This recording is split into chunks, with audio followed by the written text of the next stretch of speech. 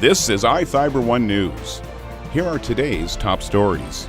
After months of disagreements and sometimes tense interactions, the Moses Lake School Board public hearing on alterations to the voter-approved 2017 construction bond went a bit smoother. About 200 acres of wheat stubble and wildland burned Thursday evening northwest of Ephrata. While the region's extreme heat is making life miserable for much of its human population, it's also causing a disturbance to the routines of native wildlife as well. Big Ben's cooperative preschool is unique to other preschools in the area as parents play an active role in the program. From the iFIBER 1 newsroom, this is iFIBER 1 News. And it starts now. After months of disagreements and sometimes tense interactions, the Moses Lake School Board public hearing on alterations to the voter-approved 2017 construction bond went a bit smoother. Attendance during Thursday's meeting was much lower than anticipated as the public had a chance to make their voice heard on a proposal to build 2 elementary schools, a 700 to 900 student high school designed to be expanded or renovated, renovate the existing high school, and provide safety and security upgrades to all other schools in the district. Just a handful of people spoke during the public hearing, some for, some against, and even one speaker who changed his opinion during the process. Over the past several months, I've been pretty vocal about my opposition to doing anything differently with the bond money that was approved in 2017. Since that time, I've read a lot, I've listened a lot, I've learned a lot, and I want to say tonight that I do fully support this proposal. While this may not be exactly what I want, this isn't about what I want. It's also not even about what you want.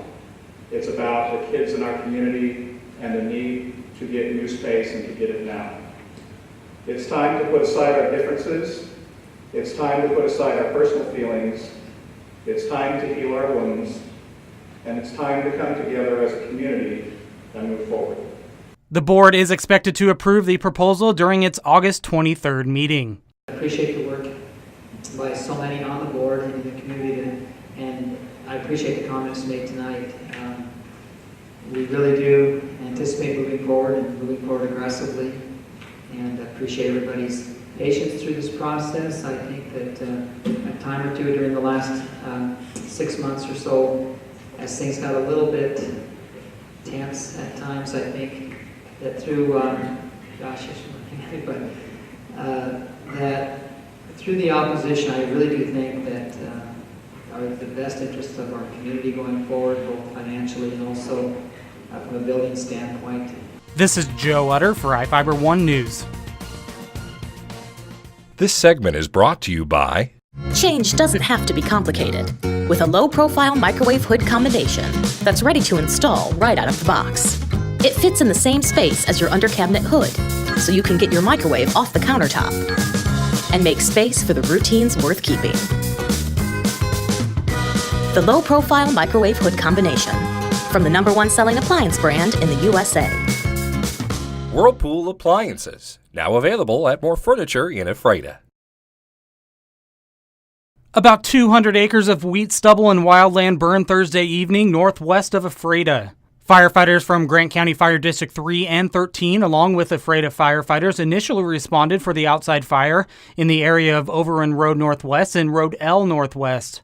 According to Fire District 13 officials, the fire was reportedly ignited after farming equipment malfunctioned in a wheat field. The fire's progress was slowed before firefighters arrived thanks to a farmer's disc. Air resources, including a State Department of Natural Resources helicopter and a single-engine air tanker, later arrived as the blaze spread into wildland. The fire was contained about 8 p.m. and firefighters remained on scene overnight for mop-up and patrolling for hotspots. Farming equipment also sparked a wheat field fire on Wednesday near Ephrata, burning about 10 acres. This is Joe Utter for iFIBER 1 News.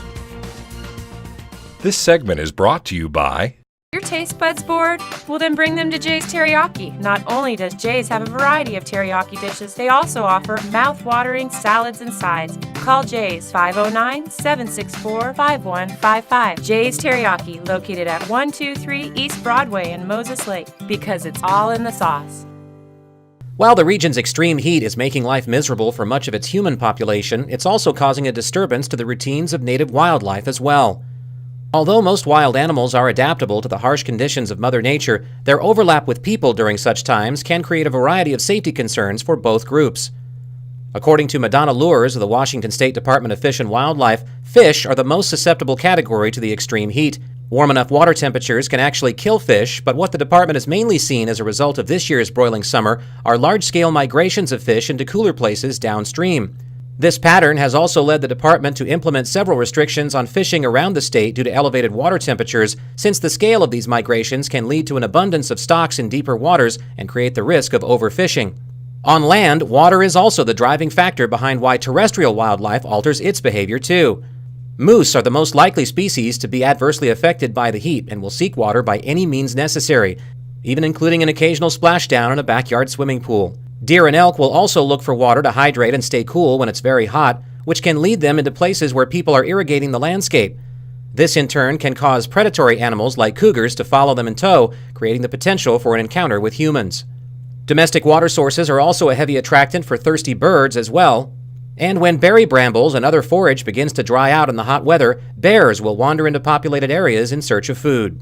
Lures says the Department of Fish and Wildlife has no protocol for direct assistance to any animals when the heat gets dialed up to extremes, but reminds us that fish are their highest priority during such occasions, and that fishing restrictions could be enforced in various locations around the state if the current hot spell pushes water temperatures too high. Reporting for iFIBER 1 News, I'm Chris Hansen. Big Ben's cooperative preschool is unique to other preschools in the area as parents play an active role in the program. An open house was held on Wednesday at the preschool located on the Big Ben Community College campus. The so-called pop-up co-op open house gave parents and their children a chance to meet the new teacher and actually see how the preschool works. And what sets us apart from other preschools is the parent involvement. Parents volunteer in the classroom, parents help run the program, parents get to play with their kids in the preschool classroom. And our mission is learning through play. Our curriculum is based on actual research that shows how children learn best, and that's through play. Yeah, we believe life is full of teachable moments, and so every day, every time they're out on the playground, they can learn something. And it's not just by getting a piece of paper in front of them and having them fill it out. They learn all day long. Mm-hmm. The co-op preschool offers 2-day preschool for 3- and 4-year-olds, 3-day pre-kindergarten for 4- and 5-year-olds, and has one of the only toddler programs in the area for children ages 18 months and up. Amber Tracy, the toddler program teacher and a former student and co-op parent, will be joined this year by new teacher Heidi Hendrickson, also a former co-op parent. For more information on the program and registration details, call 509-431-3182. This is Joe Utter for iFIBER 1 News. This is iFIBER 1 News. For more information on these stories and other news, visit us online at iFiber1.com or check us out on Facebook.